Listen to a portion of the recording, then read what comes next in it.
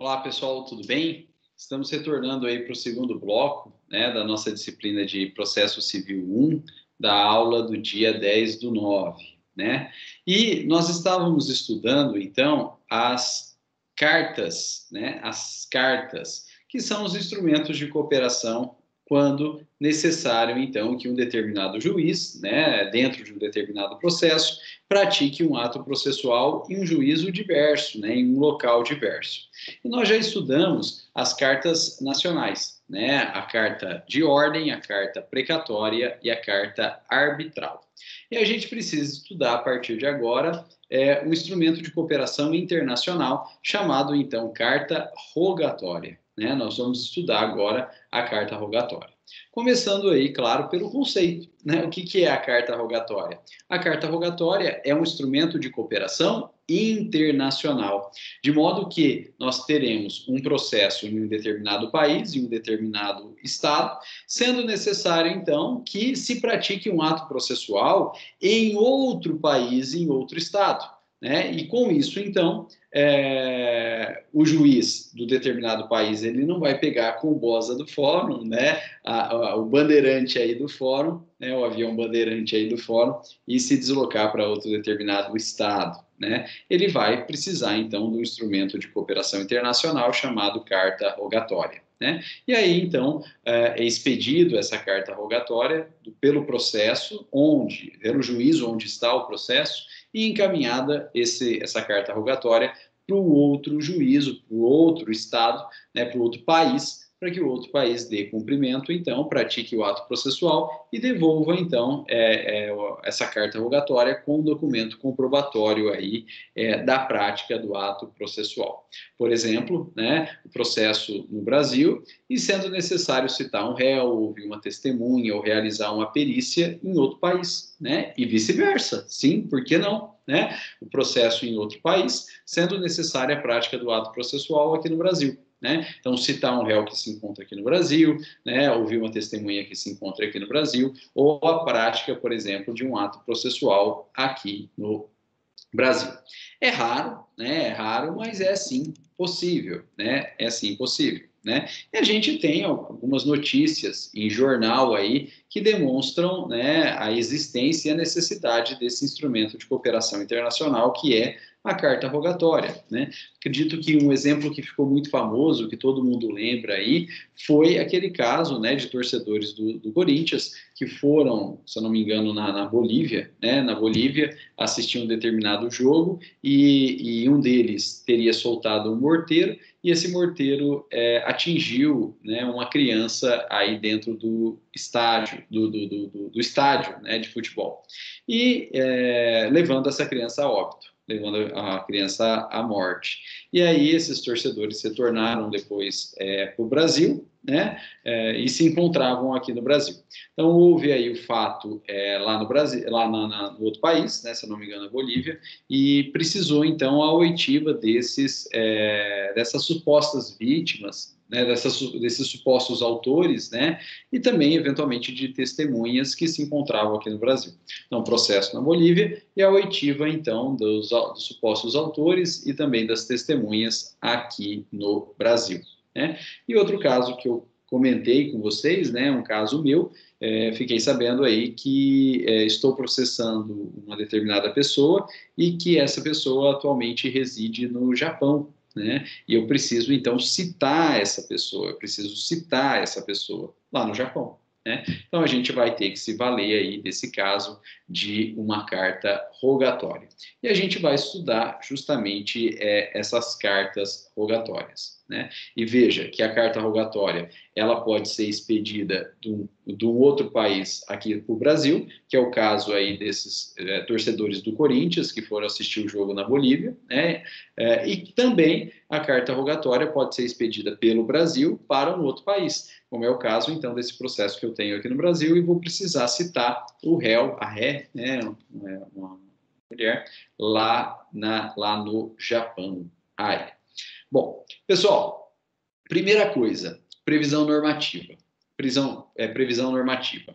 A carta rogatória, ela tem previsão normativa no Código de Processo Civil,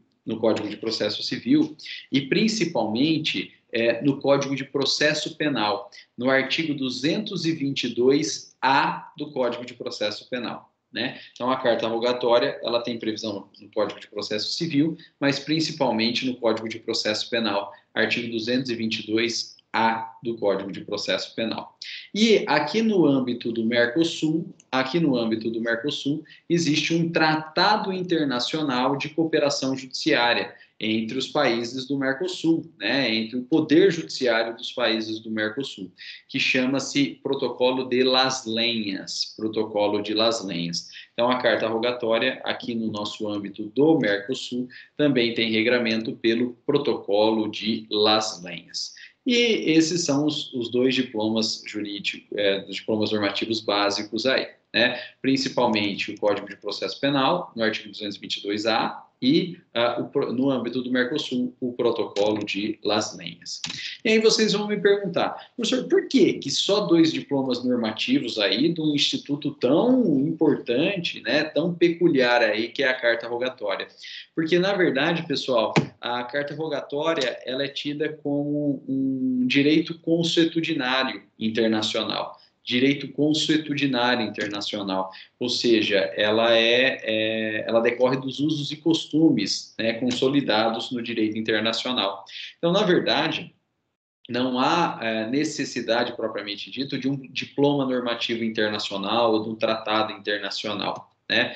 Porque é um direito consuetudinário, são usos e costumes internacionais que os estados aí já vêm dando cumprimento há longo tempo, né? Já vem funcionando muito bem, então não há necessidade de um tratado internacional específico para isso, né? E por isso que são esses 2 diplomas normativos.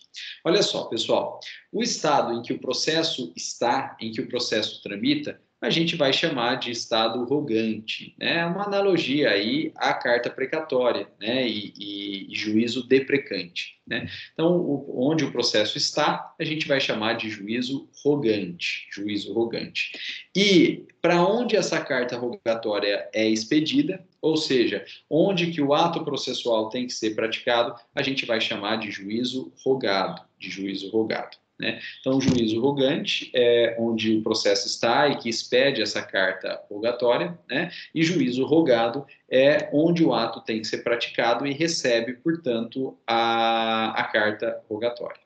Agora, diferentemente da carta precatória, né, que era expedida diretamente do juízo rogante para do juízo deprecante para o juízo deprecado, a carta rogatória ela não pode ser expedida diretamente do juízo rogante para o juízo rogado, né?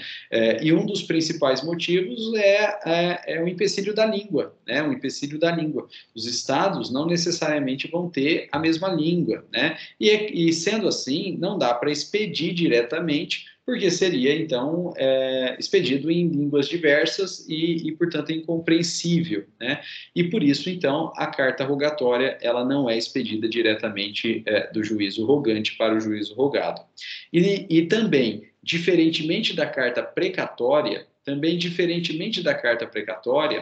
a carta rogatória, ela não tem caráter itinerante. Por quê? Até por conta do empecilho da língua. Não teria como sair de um juízo rogado e ir para outro juízo rogado se, eventualmente, né, eles falem línguas diversas, né, têm escritas diversas. Então, não tem como ter caráter itinerante. A carta precatória tem caráter itinerante, mas a carta rogatória não tem como ter esse caráter itinerante aí. Bom, pessoal, e se a carta rogatória, então, ela não é expedida diretamente do juízo rogante para o juízo rogado, a gente precisa ver como que funciona esse procedimento de expedição e cumprimento de cartas rogatórias.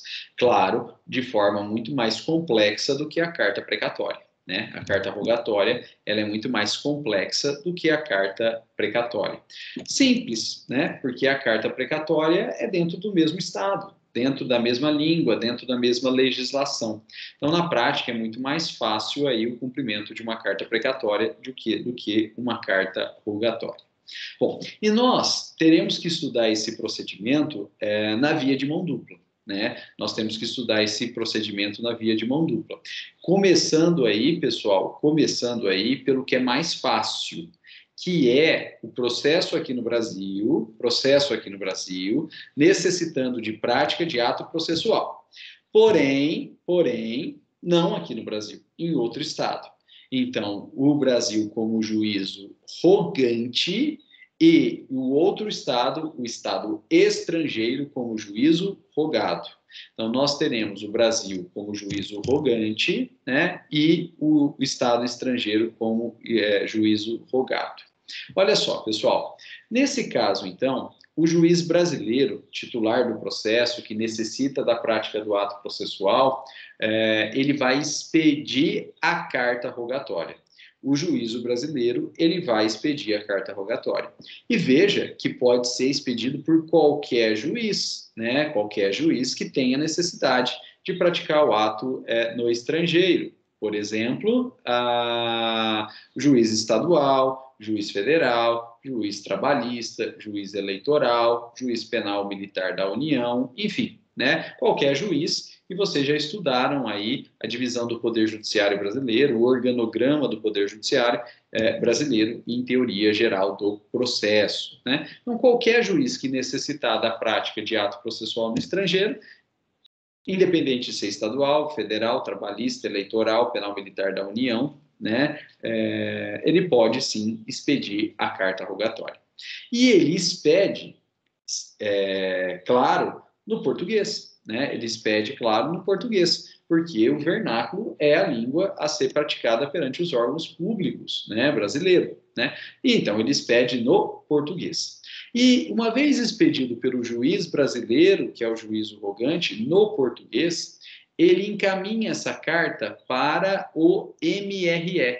MRE. O que é MRE? Ministério das Relações Exteriores, né? Então, o juiz brasileiro encaminha essa carta para o MRE, Ministério das Relações Exteriores. Por quê? Porque o Ministério das Relações Exteriores é quem vai ser responsável por fazer a versão dessa carta rogatória para o idioma estrangeiro, né? Então, vai passar do português para o idioma estrangeiro, e passado o português para o idioma estrangeiro, a gente diz que vai fazer a versão dessa carta rogatória para o idioma estrangeiro. E aí, depois de feita a versão, o MRE, o Ministério das Relações Exteriores, vai encaminhar, então, essa carta para o país estrangeiro. E a regra geral, pelo direito consuetudinário internacional, pelo costume internacional, é que essa carta seja encaminhada para a mais alta corte do país estrangeiro. Né? Então, o MRE encaminha essa carta para, pela costume internacional, mais alta corte do país estrangeiro. Né? Isso aí varia, então, né, de país para país, mas encaminha-se para a mais alta corte do país estrangeiro. E por que existe esse costume, né, internacional de encaminhar a carta rogatória, né, ou essa carta rogatória entrar no país estrangeiro para a mais alta corte do país estrangeiro? Porque a mais alta corte é a mais alta corte, ou seja, está acima de todas as outras, de modo que, estando a carta na mais alta corte, a mais alta corte, por estar acima de todas as outras, ela poderá encaminhar para quem realmente for a competência, né? Para quem de fato for a competência para cumprir aquela carta rogatória. Se a gente encaminha, por exemplo, para o juízo de piso, e a competência não é do juízo de piso, é de uma corte superior, né? O juízo de piso não tem condição de mandar a corte superior cumprir. Então, é muito melhor, né, já mandar para a mais alta corte, porque toda a estrutura do Poder Judiciário, né, vai estar sob, né, essa corte mais alta. E aí a corte mais alta, na prática, se encarrega de encaminhar para o juízo competente para o cumprimento dessa carta rogatória. E veja, pessoal, que nós, enquanto país rogante, encaminhando para a mais alta corte do país rogado, e se é encaminhado para a mais alta corte do país rogado, a gente nem precisa saber regras de competência daquele outro país, né? Porque, mandando para a mais alta corte, ela se vira, ela manda sobre todas as demais, né? Então, encaminhar para a mais alta corte é uma forma de facilitação, porque, do contrário, o juiz rogante, ele deveria, né, estudar as regras de competência do juiz do país rogado, né? Isso aí daria bastante dor de cabeça, né? Seria bastante complexo. E a forma técnica de burlar essa exigibilidade, então, é encaminhando a carta rogatória direto, né? Direto não, né? Passa pelo MRE, mas para a mais alta corte do país estrangeiro. E aí, a mais alta corte do país estrangeiro se vira para cumprir. Se a competência interna é dela, ela cumpre. Se a competência interna não é dela, ela encaminha para quem de direito, né, para o juízo competente. E, por regras internas, essa carta rogatória é cumprida no país estrangeiro. E uma vez cumprida, essa carta rogatória ela faz o caminho de volta, né? Pode ser que, por regras internas, quem cumpriu devolva para a mais alta corte, e a mais alta corte devolva, então, para o país rogante.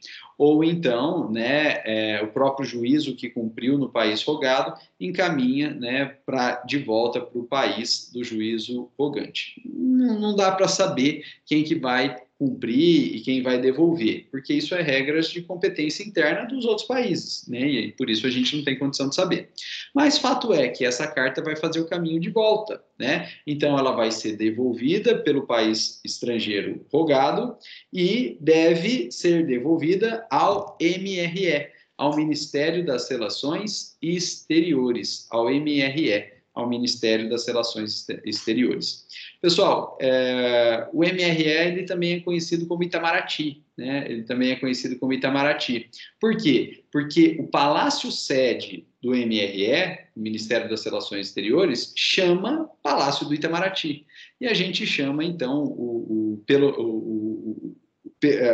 todo, né, que é o ministério, pelo nome do palácio, né, uma metonímia, uma figura de linguagem, a parte pelo todo aí, né, e devolvida pelo MRE, devolvida ao MRE, o MRE, Ministério das Relações Exteriores, se encarrega de fazer a tradução, né, se encarrega de fazer a tradução dos documentos estrangeiros, passando do idioma estrangeiro para o idioma, né, brasileiro, o português, do Brasil, e então o MRE devolve para o juízo rogante. E aí o juízo rogante vai autuar, né, ou juntar essa carta rogatória no processo originário, dando por cumprido o ato processual, né, dando por cumprido o ato processual.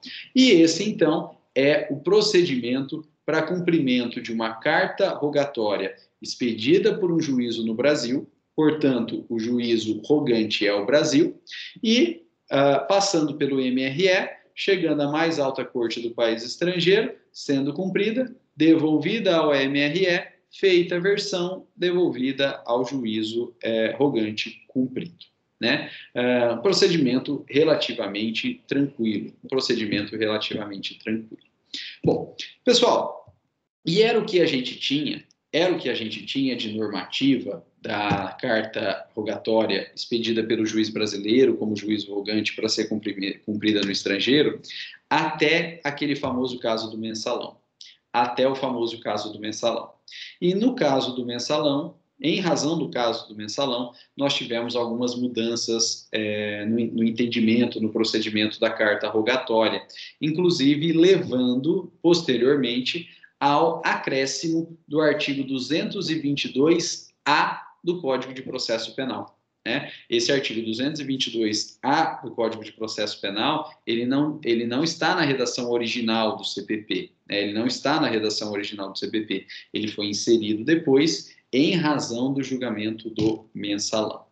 Por quê? Pelo seguinte, os réus processados e julgados, no caso do mensalão, perante o Supremo Tribunal Federal, eram pessoas influentes, eram pessoas abastadas economicamente.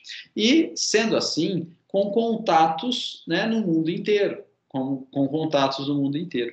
E, sendo processados nesse processo do mensalão, claro, foram dados a possibilidade de defesa e, claro, a possibilidade também de arrolar testemunhas, né? Foi dada a possibilidade de arrolar testemunhas.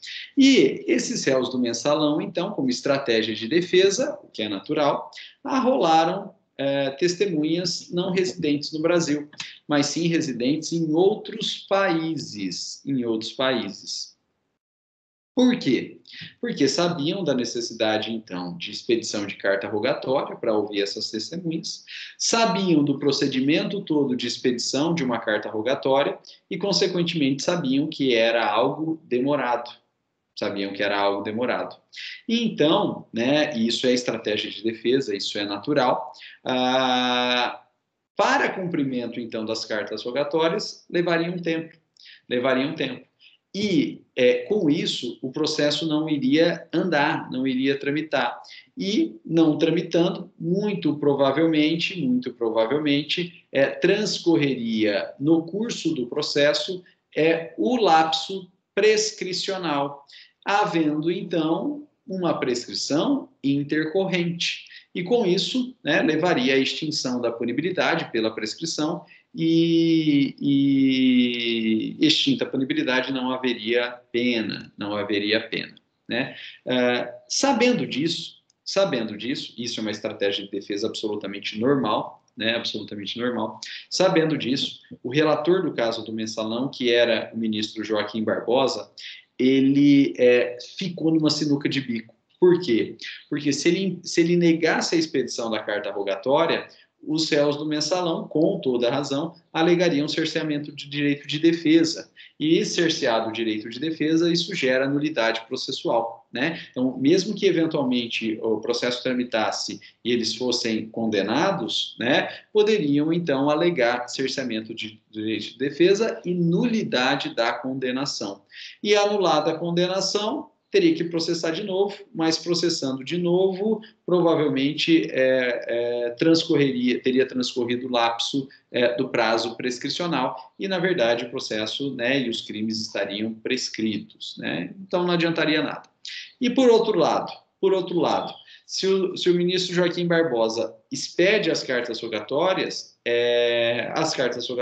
levariam um prazo para cumprimento, enquanto isso o processo ficaria parado, né? Não teria sentença penal condenatória, não teria interrompido a prescrição, que é a sentença penal condenatória que interrompe, e também estaria prescrito de qualquer jeito, né? Então, o ministro Joaquim Barbosa ele ficou numa sinuca de bico. Se ele não expede, nulidade e prescreve. Se ele expede, decorre um prazo e prescreve também. E aí, então, ele não tinha muita saída. E aí que, provavelmente, depois de muito pensar, pessoa inteligentíssima que ele chegou à seguinte conclusão. Ele determinou a expedição das cartas rogatórias, mas ele condicionou a expedição dessas cartas rogatórias em 2 requisitos ou 2 condições, né? Primeiro requisito, ele falou, olha, eu espeço, só que todo o custo dessas cartas rogatórias terão que ser arcados pelos réus que solicitaram, então, a expedição da carta rogatória para a oitiva de testemunha em países estrangeiros, né? Então, e claro, isso não é barato, né? Veja que, pela regra do processo penal, o réu ele não tem que antecipar custas, Não que ele não tenha custas, ele não tem que antecipar custas, ele não paga custas ao longo do processo.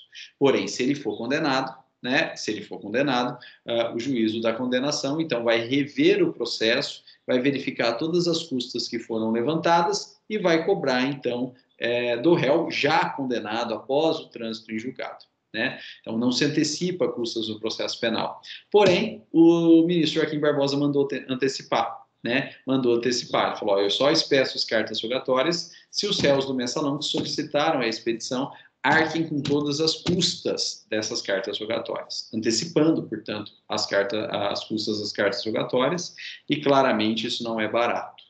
Quando ele deu essa decisão, vários réus voltaram atrás e falaram, deixa quieta a carta rogatória, posso trocar testemunha? E aí ele permitiu. trocado de testemunha, né, para que não seja, então, ouvida uma testemunha no estrangeiro e fosse ouvida, então, uma testemunha aqui no Brasil mesmo, através de cartas de ordem. Aqui no Brasil, elas foram ouvidas através de cartas de ordem.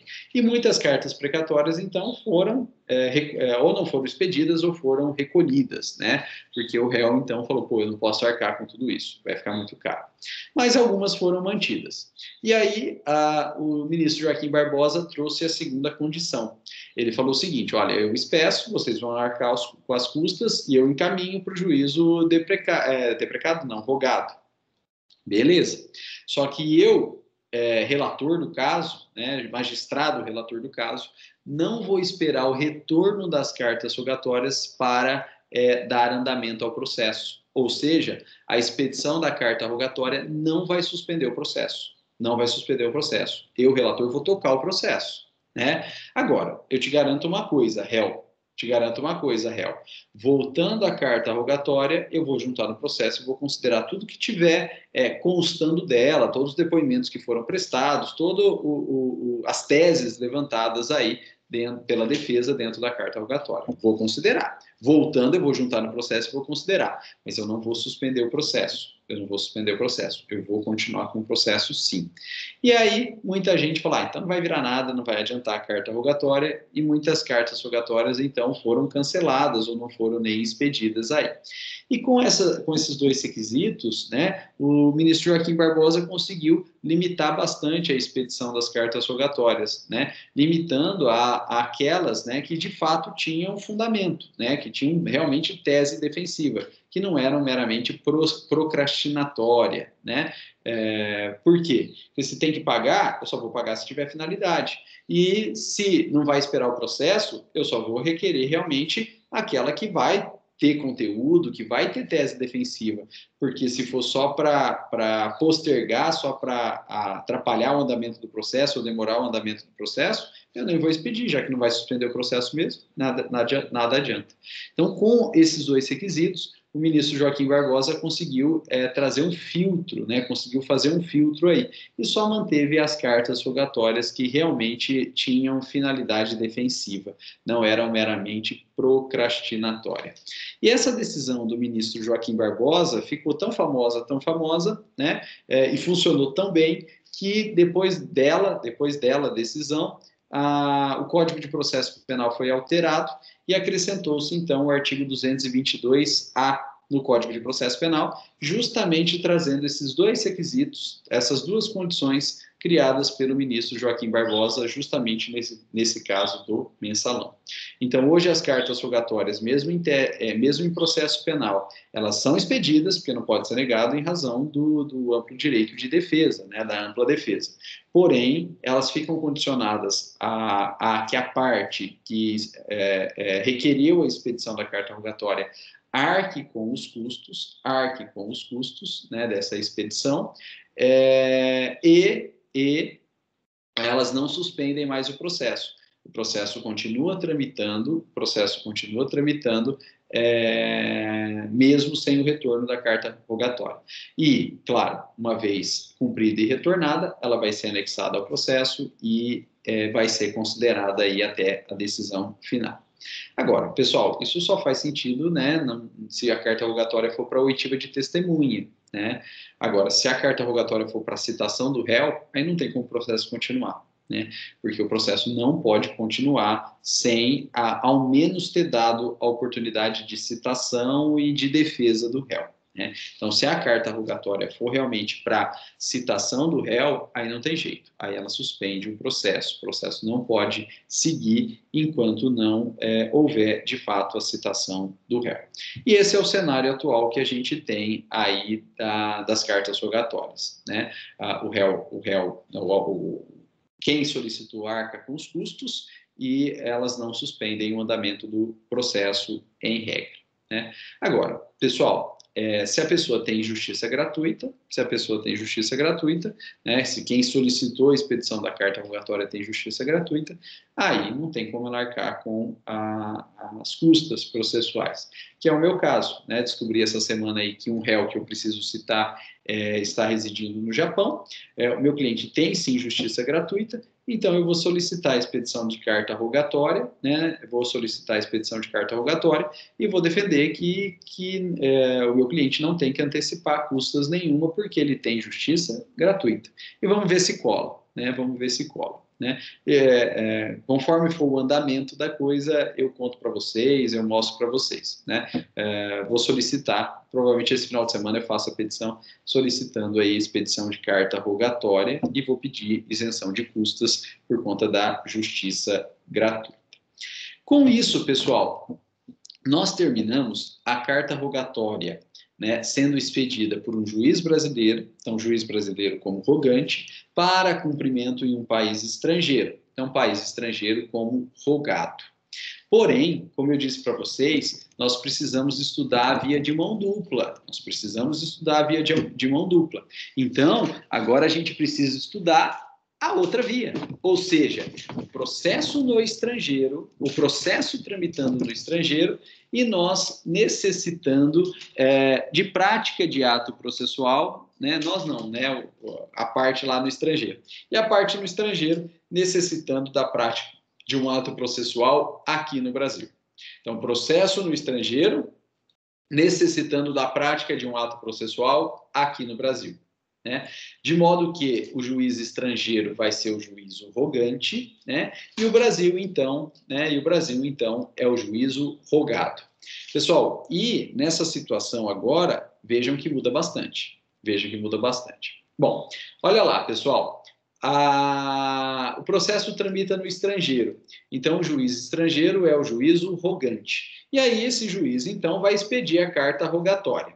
Aí vocês vão me perguntar, professor, como que o juiz estrangeiro vai expedir a carta rogatória? Não faço a menor ideia, porque é um juiz estrangeiro e, claro, ele vai seguir as normas processuais dele. O processo está lá, para expedir a carta rogatória lá, ele vai seguir as normas de lá. Então, não faço a menor ideia.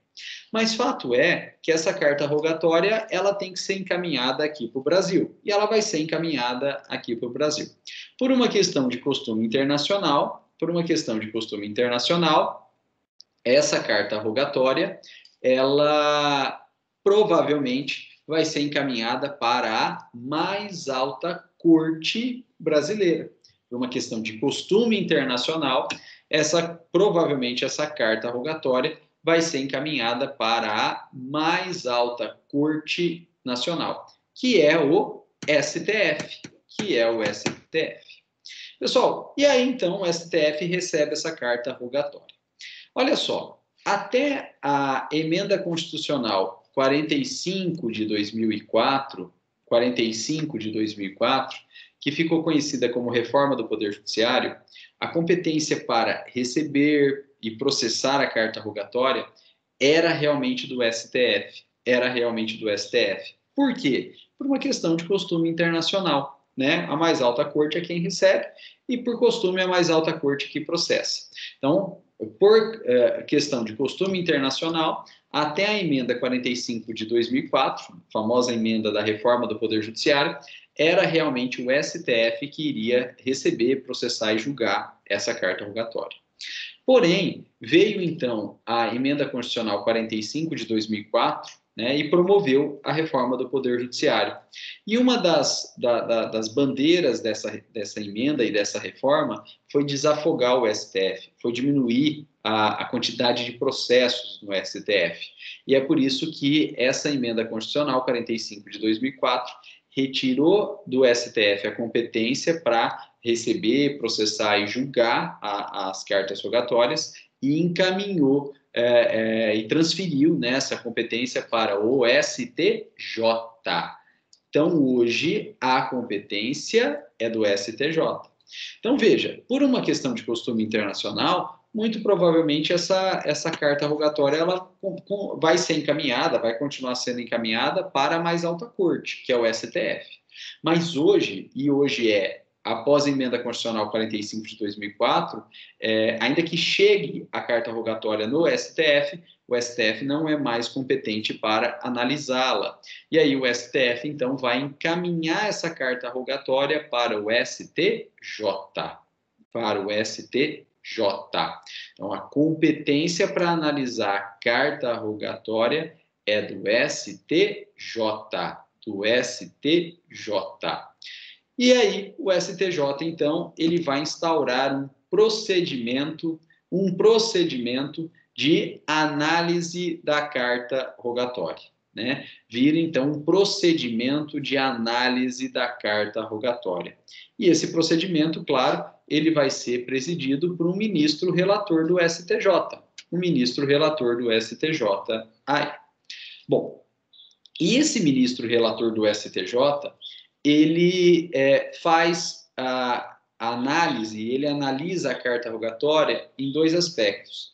Ele analisa em um aspecto formal, ele analisa a carta rogatória em um aspecto formal, e ele analisa também essa carta rogatória em um aspecto material. E a gente precisa ver cada um dos dois aí. Pessoal, o ministro do STJ, ele começa fazendo a análise da carta rogatória segundo um aspecto formal. O que é aspecto formal? Ele vai analisar se aquela carta rogatória seguiu os ditames processuais, seguiu as regras processuais de emissão dessa carta rogatória. O detalhe é que a carta rogatória não foi expedida pelo Brasil, ela foi expedida por um juiz estrangeiro. Ela foi expedida por um juiz estrangeiro, que tem um processo estrangeiro, que segue normas processuais estrangeiras. De modo que, olha só, quando o STJ ele faz análise formal da carta rogatória, segundo as regras processuais, ele não vai fazer essa análise segundo as regras processuais brasileiras, porque a carta não foi expedida pelo Brasil. Ele, ministro do STJ, vai fazer essa análise formal das normas processuais estrangeiras do país de origem. Olha que complicado. O ministro do STJ, ele vai fazer a análise dos requisitos formais da carta rogatória, não segundo o direito brasileiro, porque não foi expedido aqui, segundo o direito processual estrangeiro do país de origem. Então, o ministro do STJ vai analisar direito processual estrangeiro. Direito processual estrangeiro. É por isso, pessoal, que a análise da carta rogatória, ela não pode ser feita perante um juiz de primeiro grau, porque o juiz de primeiro grau ele não vai ter estrutura para isso. Ele não vai ter estrutura para isso, né?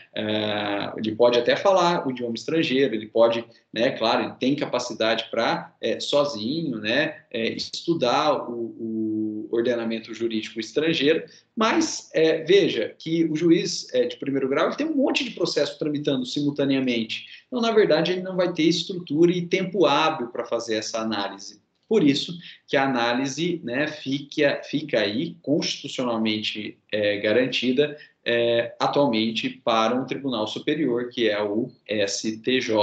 Porque o STJ vai ter estrutura, já está em Brasília, já tem proximidade com o próprio MRE, né, o Ministério das Relações Exteriores, né, podendo solicitar a tradução da carta, podendo solicitar a apresentação de documentos normativos estrangeiros, a tradução desses documentos normativos estrangeiros. Então, claro, é muito mais fácil para um tribunal superior, ainda mais localizado em Brasília, próximo do MRE, Ministério das Relações Exteriores. Então, por isso que fica a cargo do STJ aí por disposição expressa da Constituição. Bom, e se, então, a carta rogatória estiver formalmente em ordem, segundo o direito estrangeiro, né, segundo o direito processual estrangeiro do país de origem, ela é válida.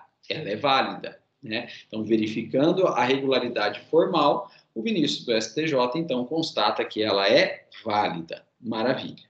E aí, então, o ministro do STJ, ele vai passar para a segunda análise que eu comentei com vocês, que é a análise material. Na análise material, o ministro do STJ ele vai verificar o conteúdo da carta rogatória, ele verifica o conteúdo da carta rogatória, inclusive, né, qual é o ato processual solicitado à autoridade brasileira, né, solicitado, pedido à autoridade brasileira. E essa análise material, ela é feita segundo a ordem pública brasileira. A análise material, ela é feita segundo a ordem pública brasileira. E o que é a ordem pública brasileira? Ordem pública é um conceito abstrato, né? É um conceito abstrato. Por quê? Porque abarca a legislação brasileira, abarca os princípios jurídicos e morais do Brasil e também os próprios valores da sociedade brasileira, né? Então, o ministro do STJ, ele faz uma análise material bastante ampliada, né? Porque ele vai confrontar, então, o conteúdo da carta rogatória à chamada ordem pública brasileira, verificando, então, se aquela carta e o conteúdo daquela carta rogatória não afronta a ordem pública brasileira, né? Ditames normativos, normas expressas, como Constituição e leis, sim, mas também princípios jurídicos, princípios morais e até valores sociais da sociedade brasileira. E essa ordem pública, na prática, ela acaba funcionando como um filtro, né? A ordem pública, na prática, ela acaba funcionando como um filtro. Porque se o ministro do STJ entender que o conteúdo daquela carta rogatória, de certa forma, afronta a ordem pública brasileira, ou uma norma expressa, ou um princípio jurídico, um princípio moral, ou mesmo um valor brasileiro, o ministro do STJ vai negar o cumprimento daquela carta rogatória aqui no Brasil. Ele vai negar o cumprimento daquela carta rogatória aqui no Brasil. De modo, então, que a ordem pública funciona como esse filtro, impedindo que cartas rogatórias de conteúdos não queridos aqui no Brasil, não aceitos aqui no Brasil, sejam barrados, né? E veja que é um filtro muito efetivo, porque leva em consideração normas expressas, princípios jurídicos, princípios morais e valores sociais, né? Agora, se feita essa análise, o ministro do STJ entender que não, a carta rogatória, o conteúdo da carta rogatória não afronta a ordem pública brasileira, não afronta a ordem pública brasileira, o ministro do STJ, ele vai proferir uma decisão homologatória dessa carta rogatória e vai determinar o cumprimento dessa carta rogatória. E, por ser algo do costume internacional, essa decisão do juízo rogado, em que se homologa a carta rogatória e determina o cumprimento da carta rogatória, ela recebe um nome, né? Ela recebe o nome de exequatur, nome em latim, exequatur. E o que significa o exequatur? Significa a decisão do ministro do STJ que verificou a regularidade formal da carta rogatória segundo o ordenamento jurídico estrangeiro de origem. Significa que, após o ministro do STJ, verificou a regularidade do conteúdo dessa carta à ordem pública brasileira, entendendo que ela não afronta a ordem pública brasileira. Ela é passível, portanto, de ser cumprida aqui no Brasil. E aí, então, o exequatur é a decisão homologatória e, mais que homologatória, é a decisão que determina o cumprimento dessa carta rogatória, né? E tanto é a decisão que determina o cumprimento dessa carta rogatória que ela chama exequatur. O que é exequatur? Execute-se, cumpra-se, né? Cumpra-se. E essa, então, é a decisão final do ministro do STJ, proferindo o exequatur, determinando, então, homologando e determinando o cumprimento da carta rogatória. Pessoal, só para ilustrar, que a gente teria, por exemplo, né, de decisões, ou de cartas rogatórias, não decisões, de cartas rogatórias que não passariam pelo filtro aí da ordem pública nacional. Por exemplo, pessoal, vem uma carta rogatória aí, né, vem uma carta rogatória aí para obrigar a esposa, né, a assinar o divórcio para o marido árabe, né, árabe. Não existe isso aqui no Brasil, né? Ou então vem uma determinação aí para que a esposa passe a usar burca aqui no Brasil. Isso aí não tem como, né? Não viola, não é aceito aqui no Brasil, causa aviltamento aqui no Brasil, viola a liberdade religiosa aqui no Brasil, né? Então, esse tipo de coisa aí, né, não seria aceito, não passaria aqui no Brasil. Né? Então, só para algo extremo aí, né, para a gente ter uma ideia, né? Os países são muito diferentes um do outro no mundo e também a cultura, os princípios, os valores. Né? Então, se vir uma coisa um pouco maluca, isso não vai passar pelo STJ e o STJ vai negar o cumprimento da carta. Né? Ele vai dar uma decisão denegatória, ele não vai dar o exequatur. Agora, se não tiver afronta a ordem pública brasileira, que é a grande maioria dos casos, né, o ministro do STJ ele profere o exequatur, homologando a carta rogatória e determinando o cumprimento dessa carta rogatória. Proferido o exequatur, o procedimento no STJ ele está terminado.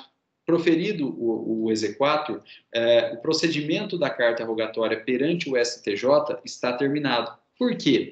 Porque o STJ ele faz a análise da carta rogatória, não é ele que cumpre, não é ele que cumpre.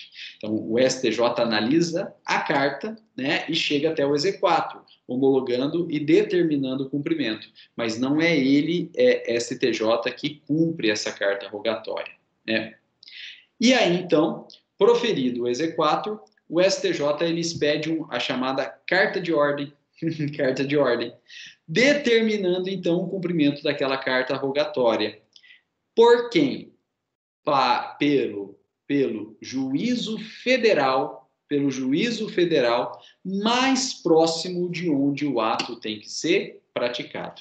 Então, proferido o exequatur, o ministro do STJ, então, ele expede uma carta de ordem ao juízo federal mais próximo de onde o ato tem que ser praticado. E remete, então, essa carta de ordem ao juízo federal. E aí o juízo federal, né, de primeiro grau, mais próximo de onde o ato tem que ser praticado, recebe a carta de ordem e cumpre a carta de ordem. Só que aquela carta de ordem, na verdade, ela é uma carta rogatória, né? Ela é uma carta rogatória, de modo que não é interesse nem do juízo federal, nem do próprio STJ, apesar de ser o STJ que expede a carta de ordem, ela é uma carta rogatória, ela tem interesse, na verdade, estrangeiro, por um país estrangeiro. E aí, então, o juízo federal de primeiro grau recebe a carta de ordem, cumpre essa carta de ordem, pratica o ato, documenta a prática desse ato, né, e devolve, então, a carta rogatória para o STJ. Né? Na verdade, devolve a carta de ordem, que é, atrás dela, a carta rogatória, para o STJ. E aí o STJ, então, pode remeter para o MRE, Ministério das Relações Exteriores, e o MRE devolve essa carta rogatória aí lá para o país estrangeiro. Pessoal, então veja, nós temos aqui no Brasil 2 órgãos envolvidos ao cumprimento da carta rogatória estrangeira, né? Que é o STJ, com competência para fins de análise, verificação, né?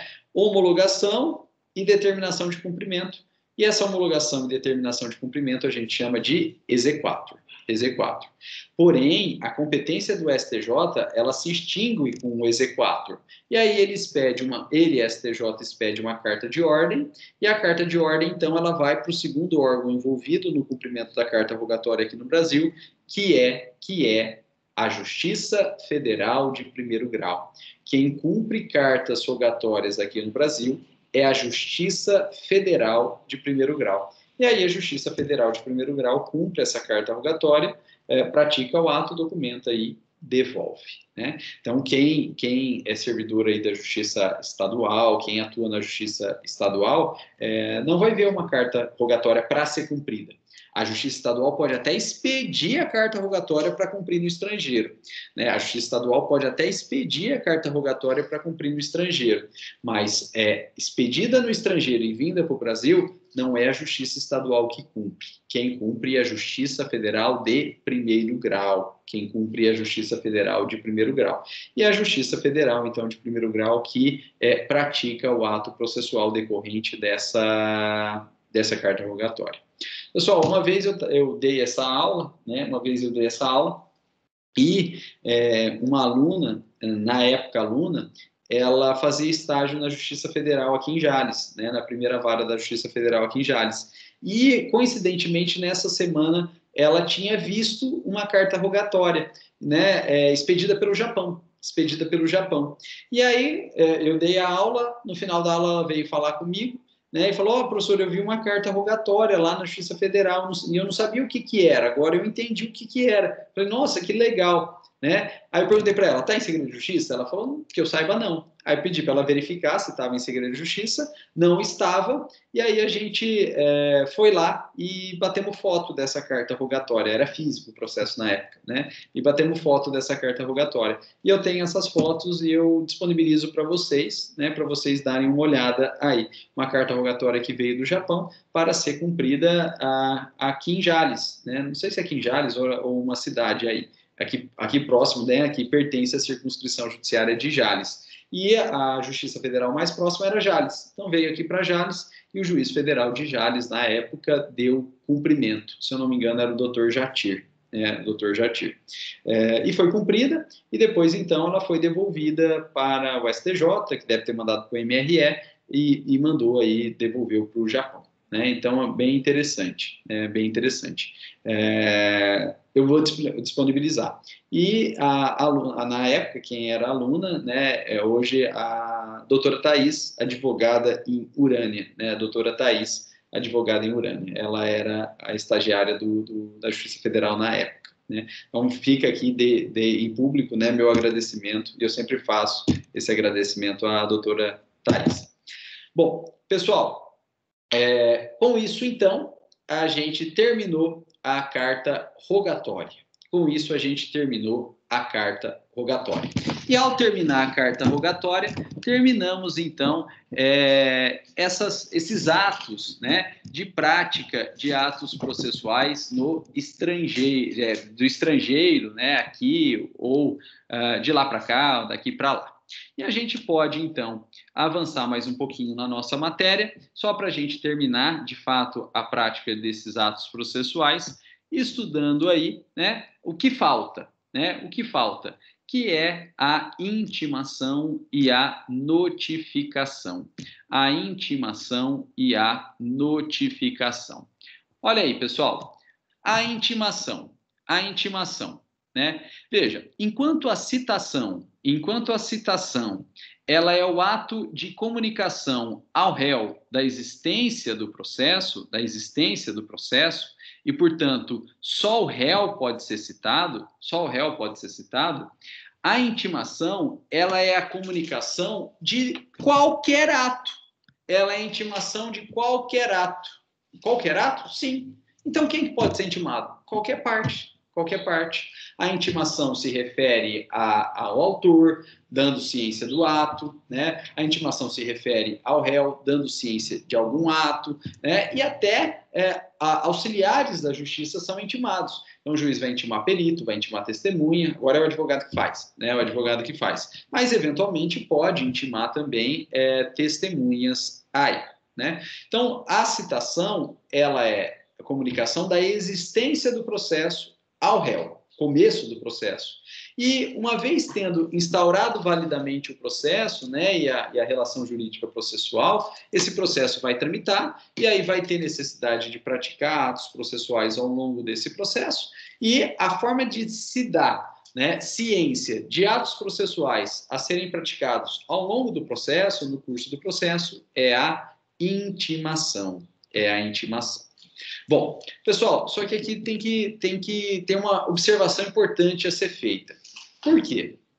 Olha só, no processo civil, a gente não costuma diferenciar intimação de notificação. No processo civil, a gente costuma tratar tudo como se fosse uma coisa só, né? A gente costuma tratar tudo como intimação. Porém, no processo penal existe uma diferença, né, entre intimação e notificação.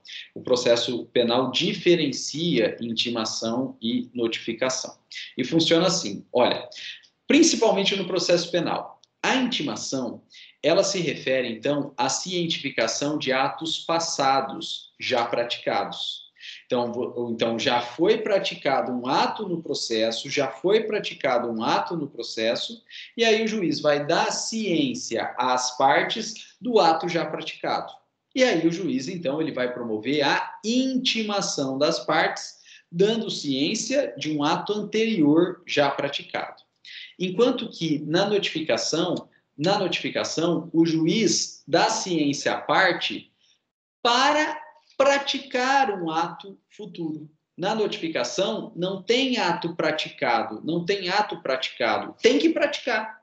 E aí, então, na notificação, o juiz cientifica a parte da necessidade da prática de um ato futuro. Intimação se refere à cientificação de ato praticado, pretérito. E a notificação se refere à cientificação para a prática de um ato futuro.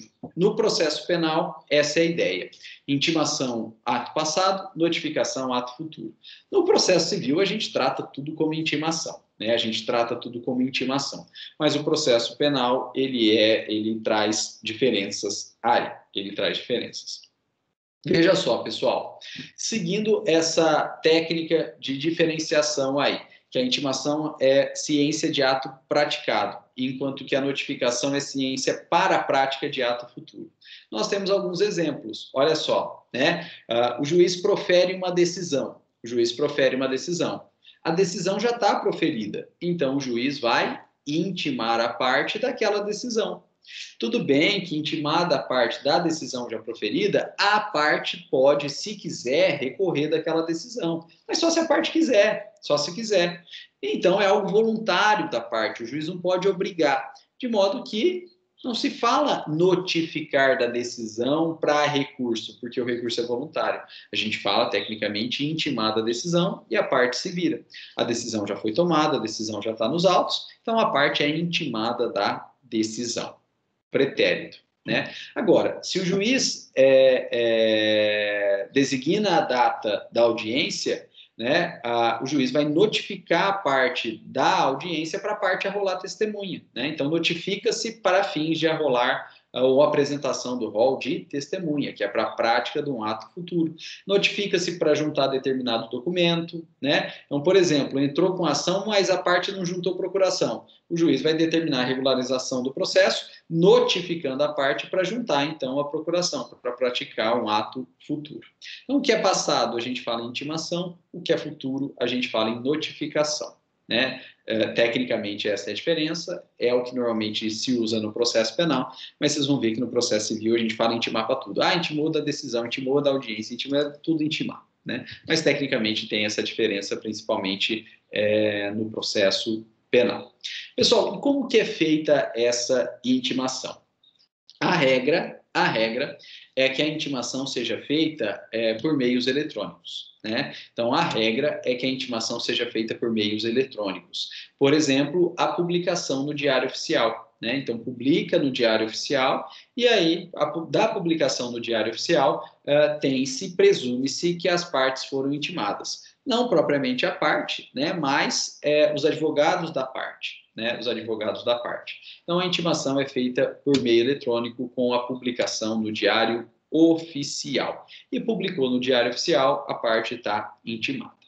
Pessoal, nós, advogados, né, não precisamos ficar lendo o Diário Oficial, apesar de serem intimados pelo Diário Oficial, a gente não precisa ficar lendo o Diário Oficial, porque a própria OAB, ela tem um sistema, né, ela tem um robô, que busca os nossos nomes ou os nossos números de OAB do Diário Oficial da Justiça, né? E chupinha aí o que saiu em nosso nome, seleciona, né? Seleciona o que saiu no nosso nome, chupinha, cola num e-mail e manda para a gente, né? Então a gente não precisa ficar vendo o Diário Oficial, porque a própria OAB faz, né? Publicado no Diário Oficial, a OAB tem um robô que chupinha essas publicações do Diário Oficial, coloca no e-mail e manda no nosso e-mail. Então a gente recebe por e-mail essas intimações aí, né? Mas se porventura, olha só, o sistema da OAB falhar, ter publicado, mas o sistema da OAB falhar, enxupinhar aquela informação e mandar para a gente, não interessa. O que importa é a publicação no Diário Oficial, né? E essas publicações, elas costumam acontecer da seguinte forma.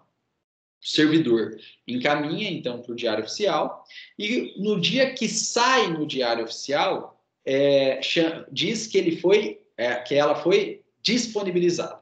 Então, no dia que publica no Diário Oficial, diz que ela foi disponibilizada.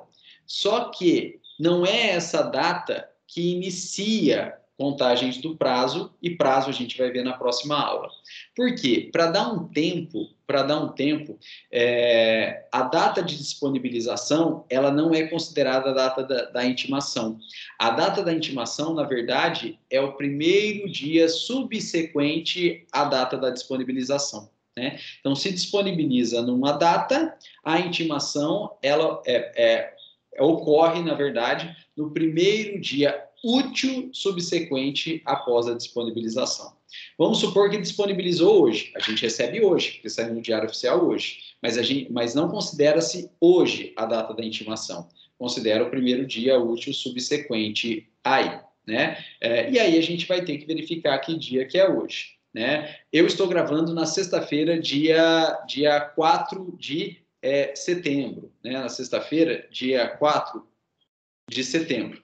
Então, hoje é sexta-feira, disponibilizou hoje no dia 4 de setembro, amanhã é sábado, não é dia útil, então não estou intimado ainda. Depois é domingo, que não é dia útil, não estou intimado ainda. Depois é segunda, que é feriado, não é dia útil ainda. Não é dia útil, então não estou intimado ainda. Na verdade, só vou estar realmente intimado no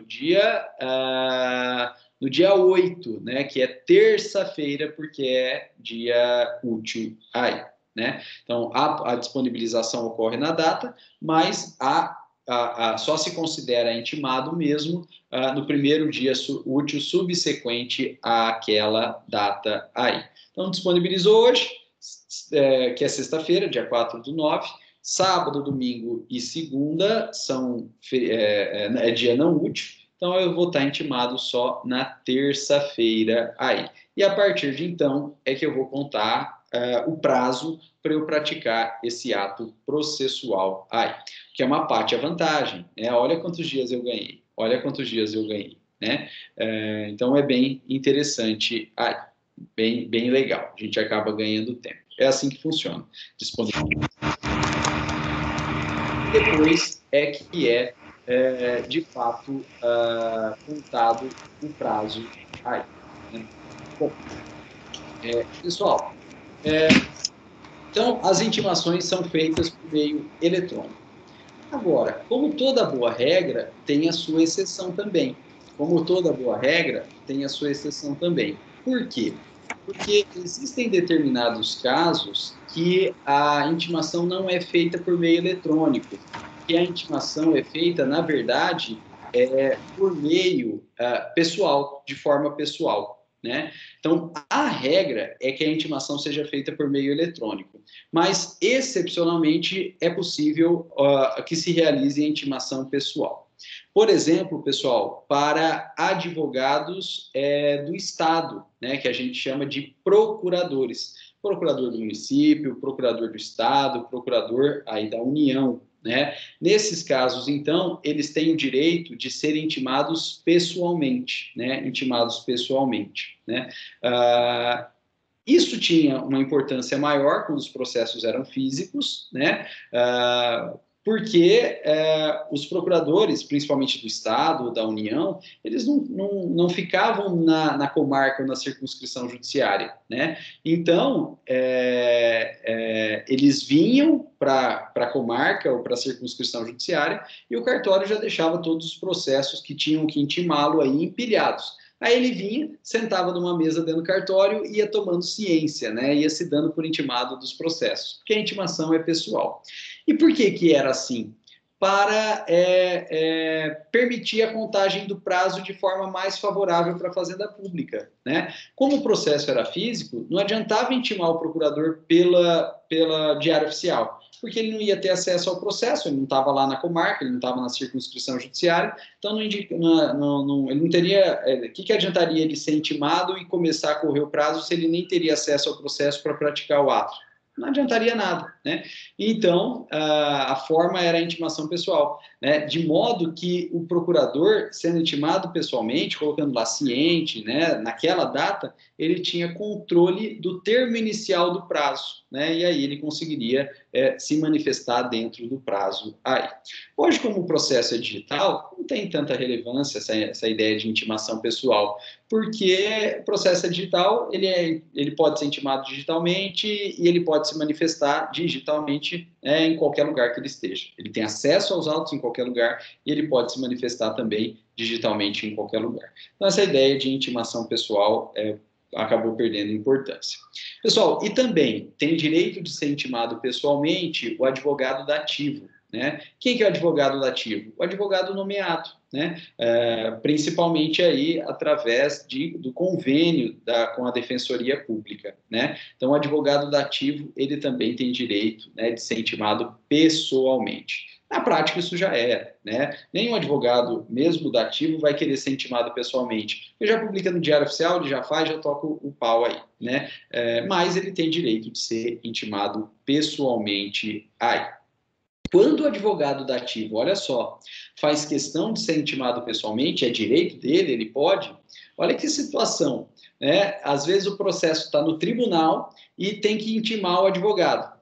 Ou expede-se uma carta de ordem para o primeiro grau, para intimar o advogado pessoalmente, ou até baixa os autos do tribunal para o primeiro grau para poder intimar pessoalmente o advogado, né? Então, olha o tempo que isso aí demora. Mas é direito do advogado, dativo, se ele quiser bater o pé, ele tem esse direito. E, pessoal, se eventualmente, né, e principalmente nesses casos de intimação pessoal, não conseguir intimar pessoalmente o advogado por meios eletrônicos, né, essa intimação, então, excepcionalmente, ela vai poder ser feita por oficial de justiça. É o que diz aí o artigo 275 do Código de Processo Civil, que a intimação será feita por oficial de justiça quando frustrada a realização por meio eletrônico ou correio. Mas é a exceção da exceção, né? Nos casos de advogado dativo, principalmente aí em processo crime, né, nós atuando aí como advogado dativo, né, pelo convênio da OAB com a Defensoria Pública, a gente costuma ser intimado pessoalmente, sim, né? Então tem que apresentar defesa para o réu, né, no processo penal, a gente costuma ser intimado pessoalmente, né? Tem que proferir uma decisão penal condenatória e aí o juiz manda intimar a gente para a gente poder recorrer, né? Então, nesses casos, a gente costuma ser intimado pessoalmente e por oficial de justiça, né? Uma vez, quando eu comecei a advogar, né, um oficial de justiça me ligou e falou: Rodrigo, eu preciso te intimar, né? E eu estava em casa. Aí eu falei para ele: mas eu estou em casa. Ele falou: não tem problema, não tem problema. Meu pai, eu conheço, né, o oficial, a gente conhece, né, todo mundo aqui, né? E o oficial de justiça sabia onde eu morava. Falou: não tem problema, eu vou passar aí perto, eu passo aí e te deixo em casa. E aí, né? Ele passou, tocou o interfone e minha mãe estava em casa. Aí eu atendi, né, o interfone. Ele falou: é o oficial, né? Aí eu falei para minha mãe, eu fui sair, minha mãe perguntou quem que era. Eu falei: é o oficial de justiça, ele veio me intimar de um processo crime. Minha mãe olhou para mim e falou, achou que eu que estava sendo, né, processado, que eu era réu do processo crime. Aí expliquei para ela, falei: não, né, nada a ver, eu sou advogado, teve um ato processual, como é processo crime e eu sou advogado da ativa, eu tenho que ser intimado pessoalmente. Então, o oficial de justiça veio trazer a intimação pessoal aqui para eu praticar o ato, né? E foi muito gentil, né, o oficial de justiça. E fica aí, né, meu agradecimento a todos os oficiais de justiça da comarca, né, e da circunscrição judiciária, que são todos muito prestativos, sempre ajudando bastante a gente, né? E quantas vezes os oficiais de justiça já me intimaram em casa, né, facilitando demais o nosso serviço, né? Então fica aí meu agradecimento e a minha homenagem a esses profissionais, né, da nossa comarca de Jales, comarcas vizinhas aí, e da nossa circunscrição judiciária da Justiça Federal de Jales também, e também da Vara do Trabalho. Bom, pessoal, com isso nós terminamos aí, né? Com isso nós terminamos a nossa matéria de intimação e cientificação dos atos processuais. Agradeço a todos pela presença aí, né? E pela paciência, principalmente, por assistir esses longos vídeos. Peço desculpas pela aula ter que ser gravada, mas infelizmente, em razão de compromissos prévios, não houve outra opção, infelizmente, né? E a gente, então, retorna depois, ao vivo, né, para sanar todas as dúvidas que eventualmente surgirem ao longo da aula, ao longo da disciplina, do conteúdo. Pessoal, grande abraço a todos, muito obrigado e tudo de bom.